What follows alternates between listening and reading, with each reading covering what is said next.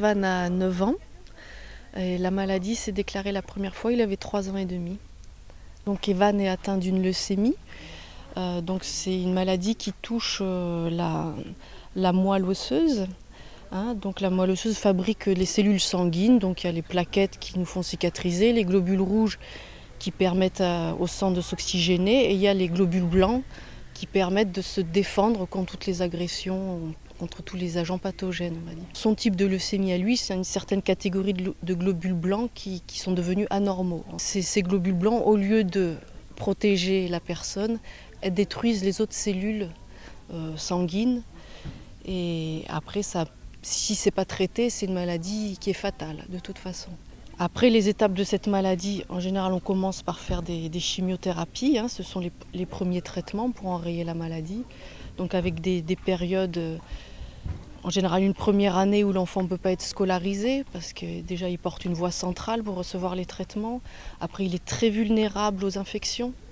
Donc tout ce qui est promiscuité, collectivité, c'est interdit pour lui. Il a suivi en fait tout ce qui se fait habituellement dans son cas, c'est-à-dire première phase de chimiothérapie, on va dire que c'est un cycle de 3 ans.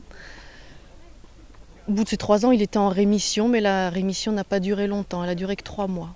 Donc au deuxième coup, lors de la première rechute, on va dire, l'objectif c'était d'office une greffe de moelle.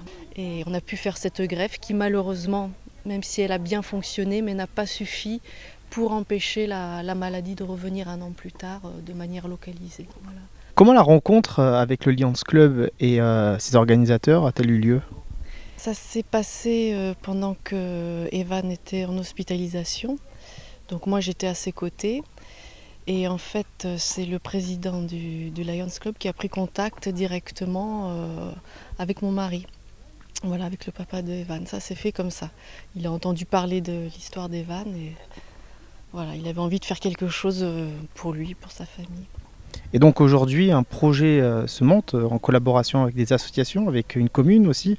Donc j'en avais entendu parler, qu'il y avait quelque chose qui allait se faire, qu'il y avait plusieurs associations qui avaient envie de s'investir. Et là, on en est à voir les choses de manière un peu plus concrète. Il y a un véritable programme donc, pour le mois de septembre, avec des différentes activités proposées sur un week-end. Et qui ont l'air fort sympathiques, qui risquent de ramener pas mal de monde, parce qu'on essaie de joindre l'utile à l'agréable. Pour l'instant, on est quand même assez focalisé donc, sur une association que nous avons montée, nous, la famille, autour d'Evan. Vie Espoir. Comme Evan et Vie Espoir. Voilà. Et donc à partir de là, c'est cette association qui sera représentée lors de cette manifestation en septembre.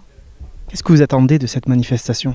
Que ça puisse faire prendre conscience effectivement aux gens qu'il y a quand même des maladies qui sont graves et des parcours de maladies qui sont très longs, parce qu'Evan est quand même tombé malade la première fois à 3 ans et demi, donc on a passé par différentes phases, des moments où on respire et des moments où on a à nouveau la tête sous l'eau.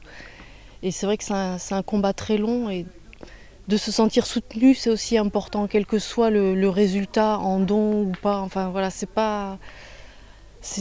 que ça puisse regrouper les gens dans un élan de solidarité, c'est bien. Et pourquoi pas par la suite étendre parce qu'il y a beaucoup de choses à faire, notamment au niveau de la recherche médicale, pour toutes ces maladies qui sont liées, on le sait que c'est lié à notre mode de vie. On est exposé à des tas de choses qu'on n'avait peut-être pas il y a 50 ans. Et ce sont des maladies multifactorielles qui, petit à petit, endommagent l'organisme en profondeur.